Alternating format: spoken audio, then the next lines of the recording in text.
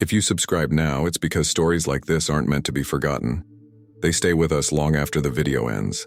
The delivery room smells like disinfectant and fear. It's 3:47 in the morning, August 2016, in a regional hospital in Dothan, Alabama. The fluorescent lights buzz overhead. Rebecca Miller, 29 years old, widow of 4 months, has been pushing for 2 hours. The nurse doesn't look at her face anymore. The doctor keeps checking his watch. When the baby finally comes, there's a silence that shouldn't exist in a delivery room. Not the good kind, not the holy kind. The kind that happens when something is wrong and nobody wants to be the first to say it. Rebecca hears her daughter cry. That's good. That's normal. But when they place the baby on her chest, still wet, still screaming, Rebecca sees it immediately. The left side of Grace's face, from forehead to chin, is covered in a dark, irregular mark. It looks like someone painted half her face with ink that won't wash off.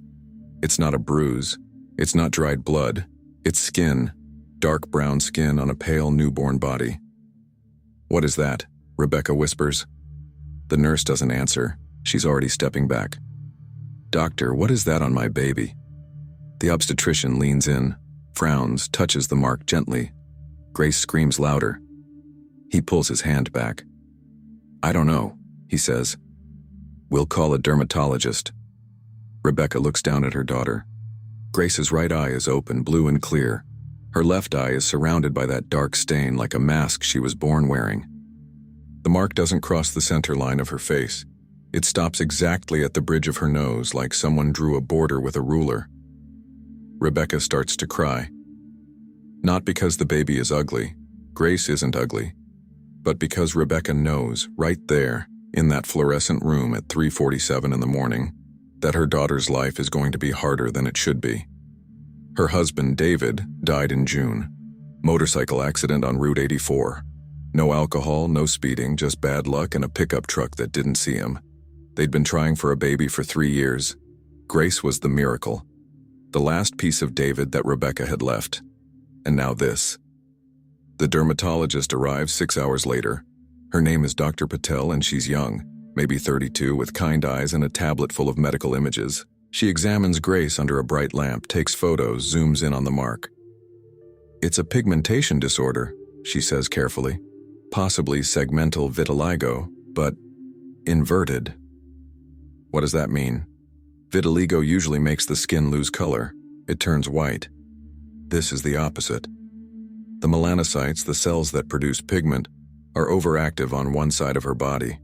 It's extremely rare. I've only seen it in textbooks. Will it go away? Dr. Patel doesn't answer immediately. She looks at Grace, then at Rebecca, then back at Grace. "I don't think so," she says quietly. "But I need to consult with a specialist. I'll make some calls." Rebecca nods. She's not really listening anymore. She's looking at her daughter's face, memorizing it, trying to see past the mark. Grace's lips are perfect.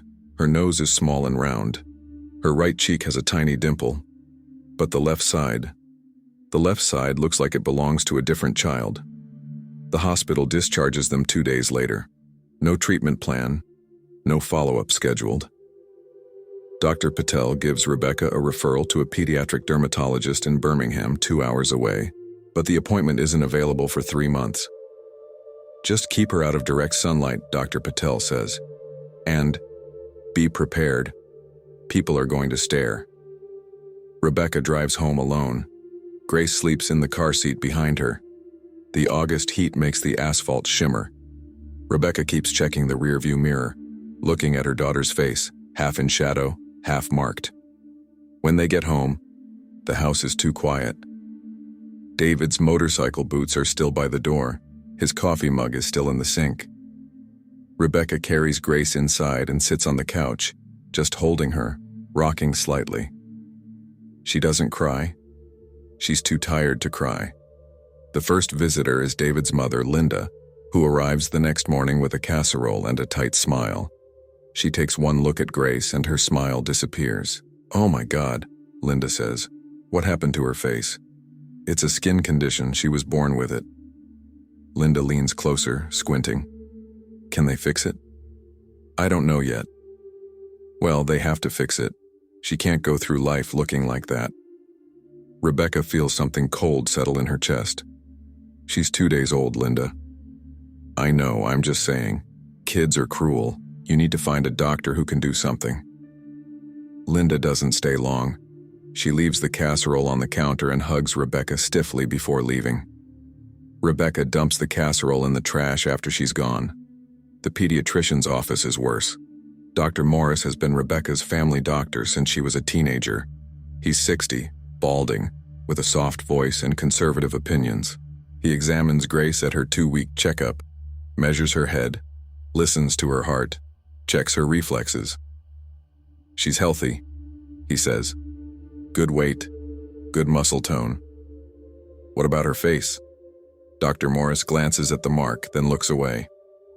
That's cosmetic, not my area. It's not cosmetic, it's a medical condition. Maybe, but there's nothing I can do about it. She'll have to learn to live with it. Rebecca stares at him.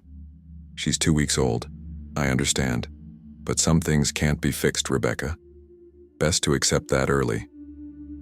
Rebecca takes Grace and leaves without another word. She never goes back to Dr. Morris.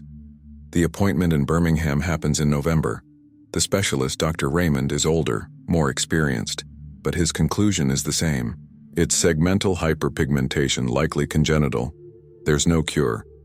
Laser therapy might lighten it slightly, but it's expensive, painful, and not guaranteed to work. My recommendation, let her grow up with it. Teach her to be confident. She's 3 months old, Rebecca says. I know. I'm talking about later. What about the other kids? What about school? Dr. Raymond sighs. That's going to be hard. I won't lie to you, kids can be cruel, but trying to erase the mark might do more harm than good. She needs to accept herself as she is. Rebecca drives home in silence. Grace babbles in the back seat, oblivious. The first 2 years are manageable. Babies don't judge other babies. Toddlers don't notice difference the way older kids do. But Rebecca notices. She sees the stares in the grocery store, the double takes at the park, the way people look at Grace then look away quickly, like they've seen something they shouldn't. One woman at Target stops her in the diaper aisle. Excuse me, the woman says. What happened to your daughter's face? She was born this way. Oh, the woman's face flushes. I'm sorry. I thought maybe it was a burn or something. It's not. Well, she's still beautiful. The woman walks away quickly. Rebecca stands there holding a pack of diapers, feeling something hot and bitter rising in her throat. Grace's first day of preschool is in September 2018. She's 2 years old, small for her age, with curly brown hair and bright eyes. Rebecca dresses her in a yellow dress with flowers on it. She brushes her hair carefully, ties it with a ribbon. You're going to have so much fun, Rebecca says, kissing her forehead. Grace smiles. She doesn't know yet. She doesn't understand that she's different. Rebecca drops her off at Little Lamb's preschool, a church-run program with faded carpet and hand-drawn posters on the walls. The teacher, Miss Angela, is in her 50s with bleached hair and a bright smile. She's adorable, Miss Angela says, but her eyes linger on Grace's face too long. She has a skin condition, Rebecca explains. It's not contagious. Of course, of course. Rebecca leaves. She gets 2 blocks away before she pulls over and cries in the car for 15 minutes. When she picks Grace up that afternoon, Miss Angela is waiting by the door. Can we talk for a minute? Rebecca's stomach drops. Is something wrong? Not wrong exactly. But some of the other children were a little scared of Grace. They didn't want to sit near her during circle time. They're 2 years old. I know, but kids notice things. I just wanted to let you know so you can prepare her. Rebecca takes Grace home. That night, while giving her a bath, Grace touches her own face, tracing the dark mark with tiny fingers. Mama, she says, why? Why what, baby? Why this? She pats her cheek. Rebecca's throat tightens. That's just how God made you. You're special. Grace looks at her, confused. Special? Yes, special. But Grace doesn't look convinced. The rejection gets worse. By the time Grace is 3, other children actively avoid her. A birthday party invitation gets rescinded when the mother sees Grace's face. Another parent complains to the preschool director, saying Grace is disruptive because her appearance upsets the other kids. Miss Angela pulls Rebecca aside again. Maybe it would be better if Grace stayed home for a while, just until she's older, when kids are more mature. Rebecca feels her hands shaking. Are you kicking my daughter out of preschool? Not kicking out, just suggesting a break, because of how she looks. Miss Angela doesn't answer. Rebecca pulls Grace from the program that day. She doesn't enroll her anywhere else. She keeps her at home, isolated, safe from the stares and the questions and the cruelty of 3-year-olds who don't know any better. But Grace notices. She starts asking more questions. Why don't I have friends? Why do people look at me? Am I ugly? Rebecca tries to answer honestly, but the truth is hard to shape into words a child can understand. How do you explain that the world is cruel without making your daughter afraid of it? One night, Grace is 4 years old. She climbs into Rebecca's lap while they're watching TV. Mama, she says quietly, did I do something bad? What? No, baby. Why? Because God made me wrong. Rebecca's heart breaks. Actually breaks. She feels it crack inside her chest. You're not wrong, she whispers, holding Grace tight. You're perfect, you hear me? You're perfect. But Grace doesn't believe her. Rebecca can see it in her eyes. When Grace turns 5, Rebecca tries public school. Dothan Elementary. The principal is understanding, the teacher seems kind, and Rebecca thinks maybe finally things will be different. They're not. On the 3rd day of kindergarten, Grace comes home with a note from the teacher. Grace had a difficult day. Several students were frightened by her appearance. She spent most of recess alone. Please call me to discuss. Rebecca calls. The teacher, Mrs. Holland, is apologetic but firm. I think it might help if Grace wore some kind of covering. A bandage, maybe? Or makeup, just to make the transition easier for the other children. Rebecca is silent for a long moment. You want my 5-year-old daughter to wear makeup to school? I'm just trying to help. By hiding her face. By making her more comfortable. She's not the one who's uncomfortable. Mrs. Holland sighs. Look, I understand this is hard, but I have 24 other students to think about. If Grace's appearance is disruptive... Rebecca hangs up. She doesn't send Grace back. That night, Grace doesn't ask why she's not going to school. She just nods when Rebecca says they're going to do homeschool for a while. She's too young to understand what's really happening, but she's old enough to feel it. Rebecca sits on the floor of the bathroom that night after Grace is asleep and cries until she can't breathe. She thinks about David, about how he would have handled this. He was good with people, confident. He would have known what to say, what to do. But David is gone, and Rebecca is alone with a daughter the world doesn't want to look at. The breaking point comes in December 2021. Grace is 5 years old. The local church is doing a Christmas pageant, and Rebecca, desperate to give Grace some normalcy, signs her up. The director, a cheerful woman named Brenda, casts Grace as a shepherd. Rebecca helps her make a costume. Grace is excited. She practices her one line every night. Let us go to Bethlehem and see this thing that has happened.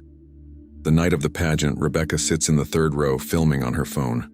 Grace walks onto the stage, wearing her brown robe and holding a stuffed sheep. She says her line perfectly, but during the group photo at the end, the photographer, a volunteer from the church, looks at the lineup and frowns. Can we move the girl with the mark, maybe to the back row? Rebecca stands up. Excuse me? The photographer looks uncomfortable. I just think it might photograph better if my daughter is hidden. I didn't say that. You didn't have to. Rebecca walks onto the stage, takes Grace by the hand, and leaves. In the car, Grace is quiet. She stares out the window. "Mama," she says finally. "Am I a monster?" Rebecca pulls over. She unbuckles her seatbelt, turns around, and looks her daughter in the eyes. "No," she says. "You are not a monster. You are my daughter, and you are beautiful. And anyone who can't see that is the one with the problem. Not you. Never you." Grace's eyes fill with tears. "Then why does everyone hate me?" Rebecca doesn't have an answer. That night, after Grace is asleep, Rebecca searches online for hours. She types segmental vitiligo inverse children support groups. She finds forums, research articles, scattered blog posts from other parents. Most of them are overseas. None of them are close. She finds one dermatologist in Boston who specializes in rare pigmentation disorders, but the consultation fee is $800, and Rebecca's insurance won't cover it. She's about to close the laptop when she sees a comment on a medical forum from someone named Dr. Caroline Marsh, retired dermatologist. "I worked with segmental hyperpigmentation cases for 30 years. If anyone needs guidance, feel free to reach out." Rebecca sends a message. She doesn't expect a response. She gets one the next morning. Dr. Caroline Marsh's email arrives at 6:23 in the morning. Rebecca is still in bed, staring at the ceiling, listening to Grace breathe in the room next door. Her phone vibrates. She picks it up. The message is brief but warm. "Rebecca, I read your message. I remember cases like your daughter's. They're rare, but I've seen them. I'm retired now, living in Montgomery. If you're willing to drive, I'd like to meet Grace. No charge. Just want to help. Let me know. Caroline." Rebecca reads it 3 times. She doesn't trust it. People don't help for free. Not anymore. Not in her experience. But she's desperate. So she replies, "When?" They meet 2 weeks later in January 2022 at a coffee shop in Montgomery called The Grind. Dr. Marsh is 68 years old, with silver hair cut short and sharp green eyes behind wire-rimmed glasses. She's wearing jeans and a sweater. She looks like someone's grandmother, not a doctor. Grace sits between them, coloring in a princess book. She's used to doctors now, used to being examined. She doesn't look up when Dr. Marsh leans in to study her face. "May I?" Dr. Marsh asks, holding out her hand. Grace nods. Dr. Marsh touches the mark gently, tracing the border with her fingertip. She tilts Grace's head slightly, checking the texture, the edges, the way the pigmentation transitions from dark to light. "It's beautiful," Dr. Marsh says quietly. Grace looks up, surprised. "What?" "Your skin, it's like a map. Unique. I've never seen one quite like this." Grace blinks. "People say it's scary. People say a lot of things doesn't make them true." Rebecca feels her throat tighten. She hasn't heard anyone say something kind about Grace's face in years. Dr. Marsh sits back, folds her hands on the table. "I won't lie to you. This isn't going to disappear. Laser therapy might lighten it, but it's expensive, painful, and the results are unpredictable. Some treatments can make it worse. I've seen kids end up with scarring, uneven patches, more pain than they started with." "So there's nothing we can do?" Rebecca asks. "I didn't say that." Dr. Marsh pulls out a notebook, flips it open. "There's a protocol I developed years ago before I retired. It doesn't erase the mark, but it stabilizes it, prevents it from spreading. It uses a combination of topical treatments and UV protection. It's gentle, safe for children, and it works. I can teach you how to do it at home." Rebecca leans forward. "How much does it cost?" "The ingredients? Maybe $30 a month. I'll write down everything you need." Rebecca stares at her. "Why are you doing this?" Dr. Marsh looks at Grace, then back at Rebecca. "Because I spent 40 years watching kids like her get ignored by the system, and I'm too old to keep my mouth shut about it." For the first time in years, Rebecca feels something like hope. Dr. Marsh doesn't just give them a prescription and leave. She stays. She meets with them once a month for the next 6 months. checking Grace's skin, adjusting the treatment, answering Rebecca's questions. She brings books, medical journals, photos of other children with similar conditions. "You're not alone," Dr. Marsh says during one visit. "There are other families dealing with this. Not many, but they exist." "Where?" Rebecca asks. "Everywhere. Scattered. Isolated. Like you." Dr. Marsh pulls out her phone, opens a private Facebook group. "I started this years ago. Parents of kids with rare skin conditions. It's small, maybe 200 members, but they support each other. You should join." Rebecca does. That night, she scrolls through the group for hours. She sees photos of children with port wine stains, severe eczema, congenital nevi, ichthyosis. She reads stories from mothers in Ohio, Texas, Oregon, Canada. Women who are fighting the same fight she is. Women who understand. She posts a photo of Grace. Just one. Grace smiling, holding a popsicle, the mark visible but not the focus. The responses come within minutes. "She's beautiful. Thank you for sharing." "You're not alone," Rebecca cries, but this time, it's not from despair. Grace starts the treatment in February 2022. Twice a day, Rebecca applies a custom cream Dr. Marsh formulated. It smells faintly of lavender and something medicinal. Grace complains at first, but she gets used to it. After 3 months, the mark stops spreading. It doesn't shrink, but it doesn't grow either. That's enough. That's progress. Rebecca starts homeschooling Grace officially. She buys curriculum books, sets up a small desk in the living room, creates a schedule. Grace is smart. She learns quickly. Reading comes easy to her. Math takes longer, but she's patient. They develop a routine. Mornings are for lessons. Afternoons are for art or baking or walking through the neighborhood. Rebecca avoids the park during busy hours. She avoids places where kids congregate. She's protecting Grace, but she knows deep down she's also isolating her. Grace doesn't complain. She's quiet, thoughtful, more mature than a 6-year-old should be. She doesn't ask about friends anymore. She stopped asking months ago. One afternoon in April, they're at the grocery store. Rebecca is loading apples into a bag when a woman approaches. She's in her 40s, well-dressed, with a kind smile. "Excuse me," the woman says. "I just wanted to say, your daughter is lovely." Rebecca tenses. She's heard this before. It's always followed by a question, but the woman doesn't ask anything. She just smiles at Grace, waves, and walks away. Grace tugs Rebecca's sleeve. "Mama, she was nice." "Yeah," Rebecca says quietly. She was. It's a small moment, but it stays with Rebecca for days.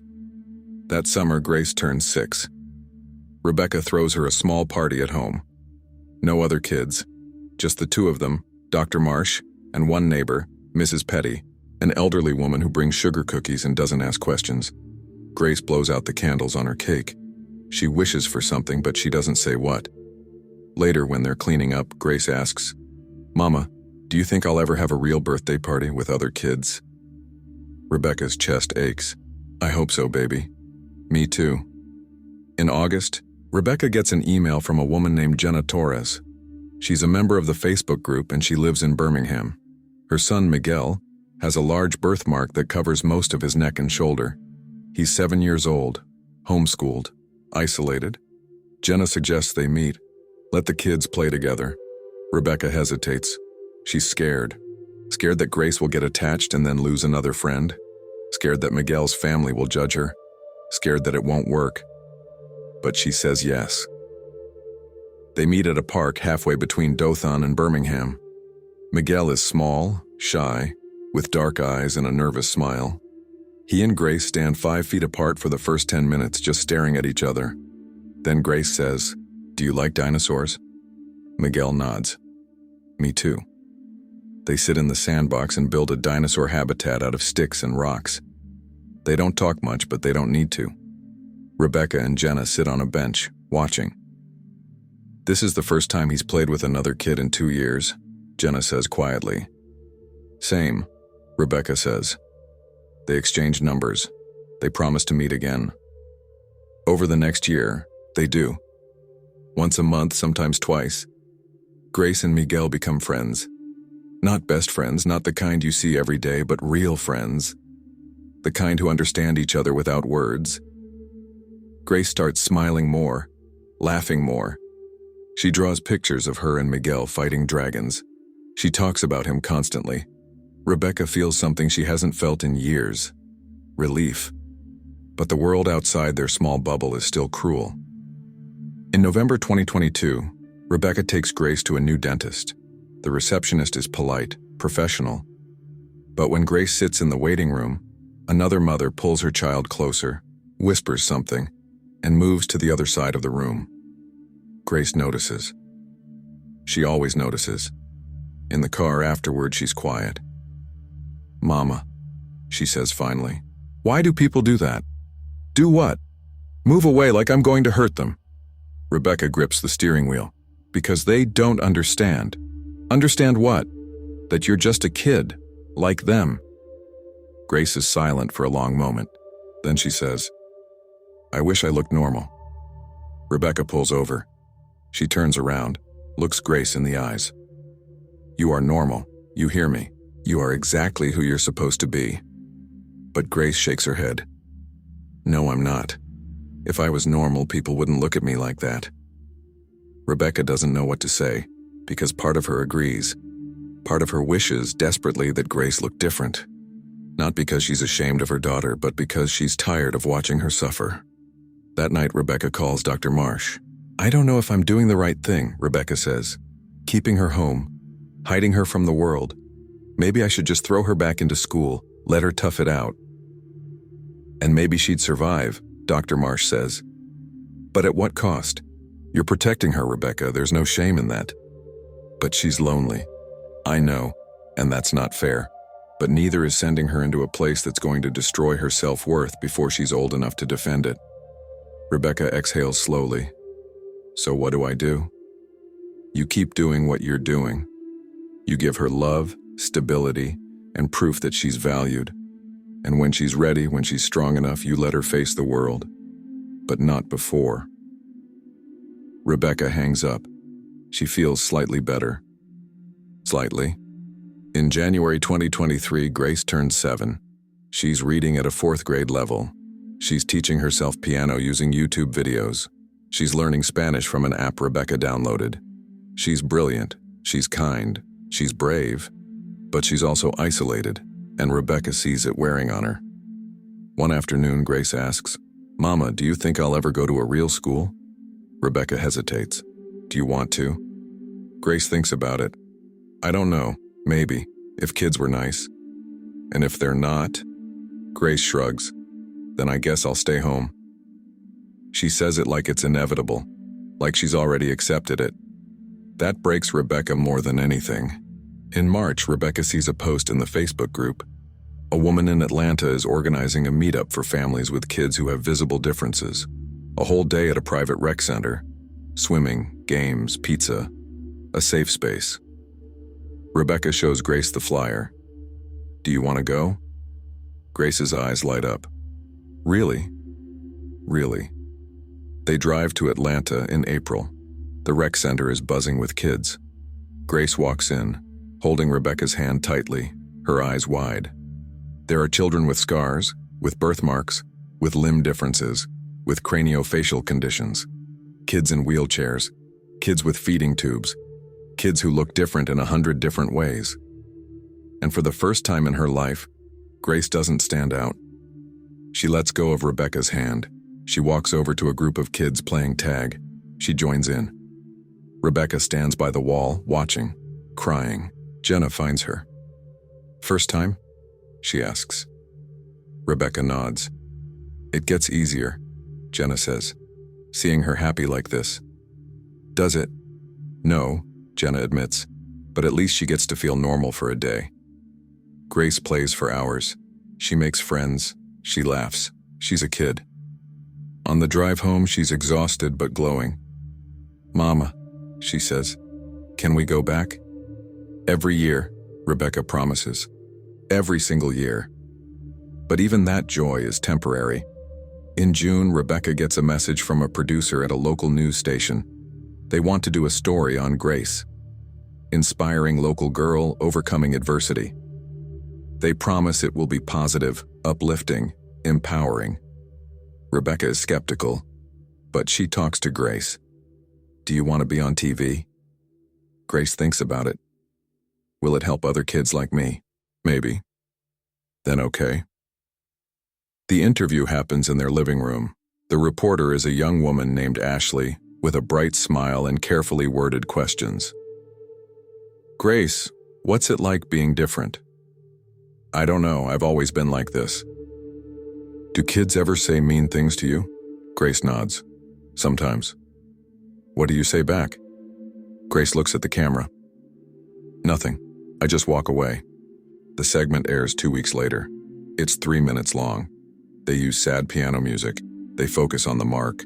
They call Grace brave and resilient. Rebecca watches it and feels sick. The comments online are worse. Poor thing. Why don't they fix her face? I'd keep my kid home too if she looked like that. Rebecca doesn't show Grace the comments, but Grace finds them anyway. She's 7 years old and she knows how to use the internet. That night, she crawls into Rebecca's bed. Mama, she whispers. Am I brave? Yes. I don't feel brave. I feel scared all the time. Rebecca holds her. That's what brave is, baby. Being scared and doing it anyway. I don't want to do it anymore. Rebecca doesn't answer, because she doesn't either. In August 2023, Dr. Marsh calls with news. There's a specialist in New York who's running a clinical trial for advanced pigmentation treatments. It's experimental, but promising. They're looking for participants. Would you be interested? Dr. Marsh asks. Rebecca's heart races. Could it remove the mark? Possibly, or lighten it significantly, but there are risks: scarring, infection, unpredictable results. What would you do if she were your daughter? Dr. Marsh is silent for a long moment. I'd leave her alone. She's healthy. She's beautiful. The mark isn't hurting her. The world is. Rebecca knows she's right, but she also knows Grace is suffering. She doesn't sign up for the trial. That fall, something shifts. Grace is 7.5 now, and she's starting to ask harder questions. Mama, why did God make me like this? I don't know, baby. Do you think he made a mistake? Rebecca's voice cracks. No, never. Then why? Rebecca doesn't have an answer, and that silence is louder than anything she could say. In October, Rebecca gets an email that changes everything. It's from a marketing coordinator at a company called Bloom Kids, a small children's skincare brand based in California. We're launching a new campaign celebrating kids with skin differences. We'd love for Grace to be part of it. Paid opportunity, national exposure. Let us know if you're interested. Rebecca reads it 5 times. She calls Dr. Marsh. She calls Jenna. She even calls Grace's pediatrician, the one who replaced Dr. Morris. Everyone says the same thing. It's your call. Rebecca shows Grace the email. They want you to be in a commercial. For kids with skin like yours. You'd be on TV, in magazines, maybe online. Grace's eyes widen. Really? Really, but only if you want to. Grace thinks about it. Would it help other kids? I think so. Then I want to do it. Rebecca replies to the email. They set up a call. Everything feels right. Until it doesn't. The contract arrives in November 2023. It's 12 pages long, full of legal terms Rebecca doesn't understand. She reads it 3 times anyway. The payment is $500. The shoot is scheduled for January in Los Angeles. They'll cover travel and accommodation. Grace is excited. She talks about it every day. She practices smiling in the mirror. She asks Rebecca what she should wear, what she should say if she'll meet other kids like her. Rebecca wants to feel hopeful, but something in her gut twists every time she thinks about it. She signs the contract anyway. In December, 2 weeks before Christmas, the producer calls. Her name is Madison. She sounds young, enthusiastic, like someone who just graduated with a marketing degree and thinks she's changing the world. So we've been doing some focus group testing, Madison says, and we're getting amazing feedback. Parents love the concept. They think it's really empowering. That's great, Rebecca says. Yeah, but we did get some pushback. Not a lot. Just a few comments. About Grace specifically. Rebecca's stomach drops. What kind of comments? Madison hesitates. Some parents felt that her mark was a little intense for a kid's product. They were worried it might upset younger children. Rebecca's hand tightens around the phone. You're joking. I'm not saying we agree, I'm just letting you know what came up in testing. So what does that mean? Another pause. We're still figuring that out. But we might need to adjust the campaign slightly. Maybe use different lighting. Or, some subtle editing in post-production. Rebecca feels heat rising in her chest. You want to edit her face? Not edit. Just soften. So it's less prominent. Her face is her face. I know, and we love that. We do. But we also need to think about our audience. We're a brand, Rebecca. We have to be strategic. Rebecca is quiet for a long moment. So you're asking me to let you erase the thing you claim you want to celebrate? That's not what I'm saying. Then what are you saying? Madison sighs. Look, I'm on your side. I am. But this is coming from higher up. The executives are nervous. They're worried about backlash, about boycotts, about losing sales. Because of a 7-year-old's face. Because people are complicated. Rebecca closes her eyes. We're pulling out. Wait, Rebecca. We're done. Send us a cancellation notice. We're not doing this. She hangs up. Grace is sitting on the couch watching cartoons she doesn't know yet. Rebecca sits beside her, takes her hand. Baby, we need to talk. Grace looks up. About what? About the commercial. We're not doing it anymore. Grace's face falls. Why not? Rebecca struggles to find the words. Because they wanted to change how you look, and I won't let them do that. Change how? Make your mark lighter, hide it. Grace stares at her. But that's the whole point, that's why they wanted me. I know. So why would they want to hide it? Rebecca's throat tightens. Because people are scared of things they don't understand. Grace's eyes fill with tears. I don't understand. I know, baby. I don't either. Grace pulls her hand away. But I wanted to do it. I wanted to help other kids. You still can, just not like this. How? Rebecca doesn't have an answer. Grace stands up, walks to her room, closes the door. Rebecca sits alone on the couch, staring at nothing. That night, Rebecca can't sleep. She lies in bed, staring at the ceiling, replaying the conversation in her head. She thinks about calling Madison back, accepting the terms, letting them soften the mark, just this once, just so Grace can be part of something. But she can't, she won't. She gets up, walks to her laptop, opens Facebook. She types out a post in the support group. We just lost an opportunity because my daughter's face was too intense for a campaign that was supposed to celebrate kids like her. I'm angry, I'm heartbroken, and I don't know what to do. She posts it at 2:17 in the morning. By sunrise, it has 143 comments. By noon, it has 600. By evening, someone has shared it publicly. It goes viral. Rebecca wakes up to thousands of notifications. Messages from parents, activists, journalists. Her post has been screenshot and shared on Twitter, Instagram, TikTok. People are outraged. They're calling out Bloom Kids by name, even though Rebecca never mentioned the company. Someone found the contract. Someone else leaked emails from Madison. By the end of the week, Bloom Kids issues a statement. We apologize for any hurt caused. We remain committed to celebrating all children. We are reevaluating our campaign strategy. It's corporate speak. It means nothing. But the damage is done. Parents are boycotting the brand. Influencers are dropping sponsorships. The hashtag Grace Deserves Better is trending. Rebecca didn't mean for this to happen, she just wanted to vent. But now it's everywhere. Grace sees it. kids at the Atlanta meetup talk about it. Someone sends Rebecca a news article with Grace's photo. The headline reads, "7-year-old rejected by brand for being too different." Rebecca doesn't show Grace the article, but Grace finds it anyway.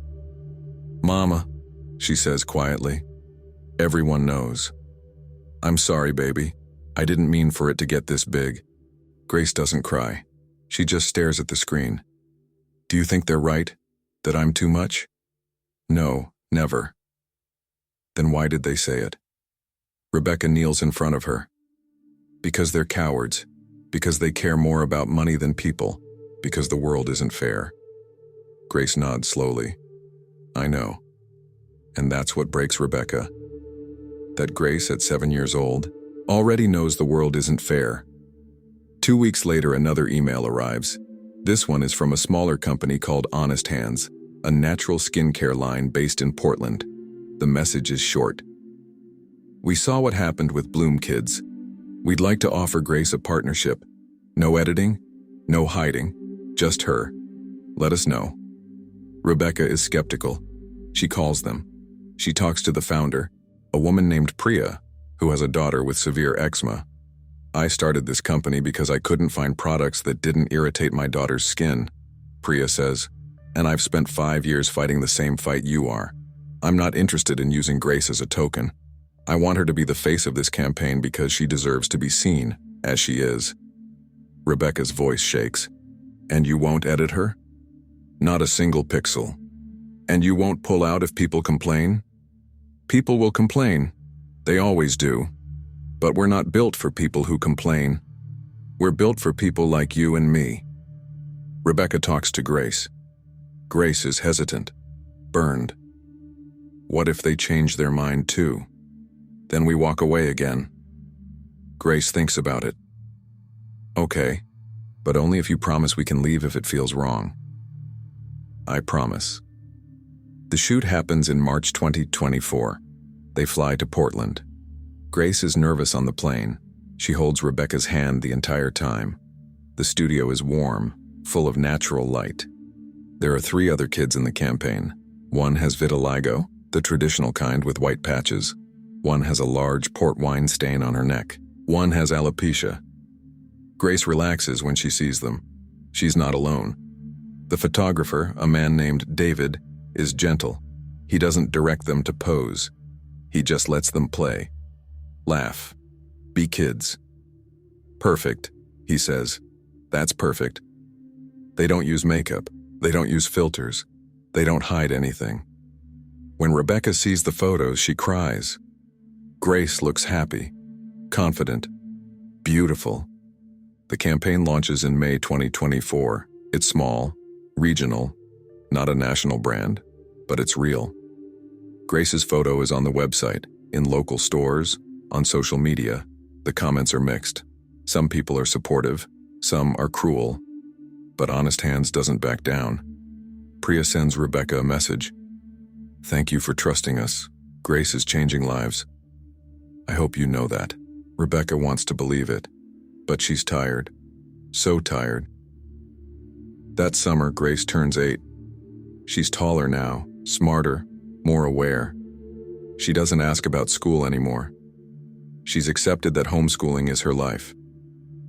But Rebecca sees the loneliness. The way Grace stares out the window watching neighborhood kids ride bikes. The way she talks to herself when she thinks Rebecca isn't listening. In August, Rebecca gets a call from a journalist at CNN. They want to do a feature on Grace. A longer piece, more in-depth. Rebecca declines. Why? The journalist asks.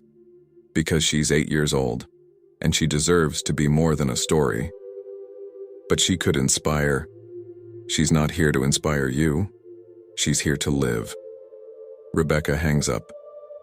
That night, Grace asks, "Mama, do you ever wish I looked different?" Rebecca freezes. What? Do you? It's okay if you do. I won't be mad. Rebecca sits beside her. No, baby, I don't. Not even a little. Rebecca thinks about lying, but Grace deserves the truth.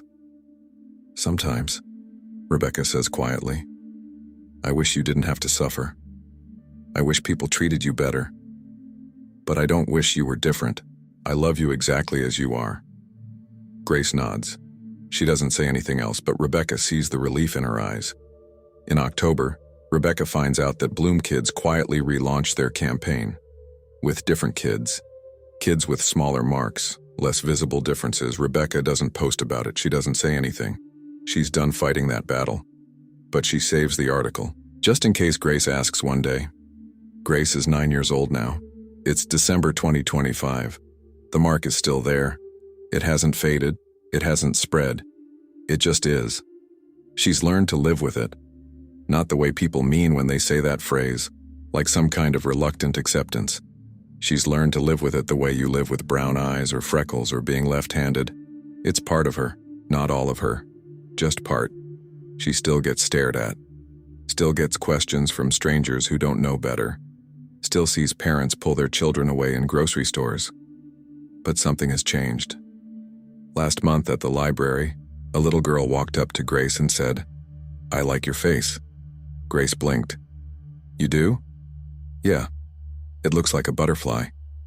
Grace smiled. "Thanks." The girl's mother looked mortified. She rushed over, apologizing, but Grace just shrugged. "It's okay," she said. "She's right. It kind of does."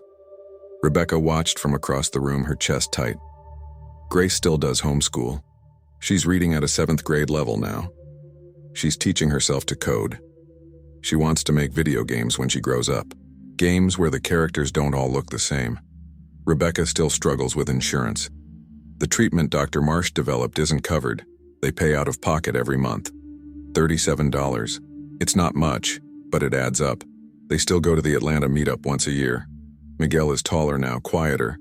He and Grace text sometimes, short messages, memes, inside jokes. Jenna tells Rebecca that Miguel talks about Grace like she's some kind of hero. Rebecca doesn't understand why. Because she keeps going, Jenna says. Even when it's hard, kids notice that. Rebecca thinks about that a lot. In November, Grace asks if she can try regular school again. Rebecca's heart stops. "Are you sure?" "I think so. I'm tired of being alone." "Baby, kids can be cruel. You remember what happened before?" "I know, but I'm older now, and I'm tired of hiding." Rebecca doesn't sleep that night. She makes lists. Pros and cons. Risks and benefits.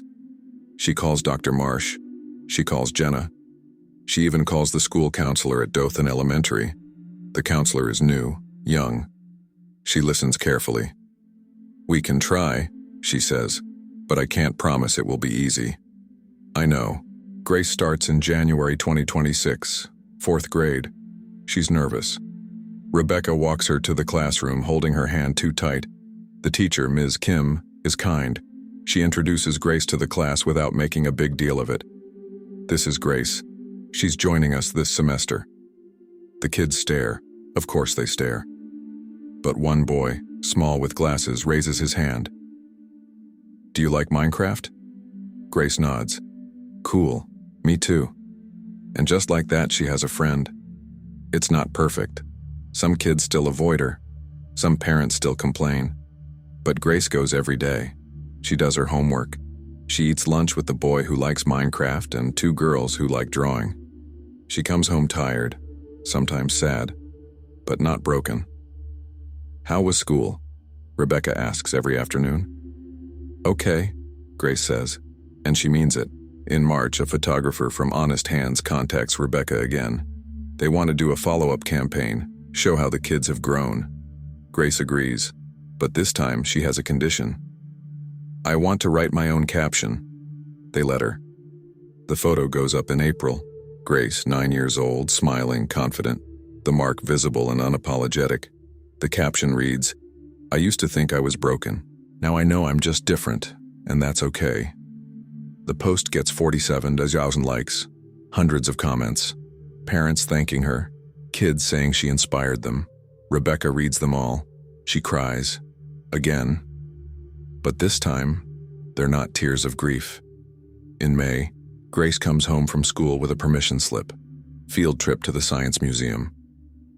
"Can I go?" she asks. Rebecca looks at the form. looks at Grace, sees the hope in her eyes. "Yeah," Rebecca says.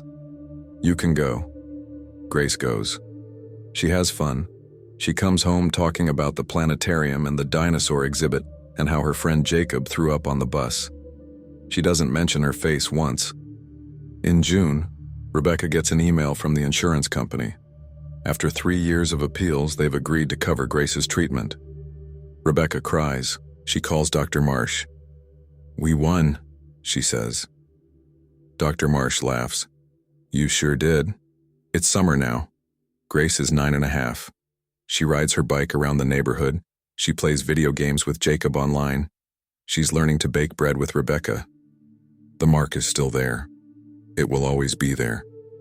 But Grace doesn't ask why anymore. She doesn't ask if God made a mistake. She doesn't ask if she's ugly. She just lives. One night, they're sitting on the porch watching fireflies. Grace leans against Rebecca's shoulder. "Mama," she says quietly. "Yeah, baby.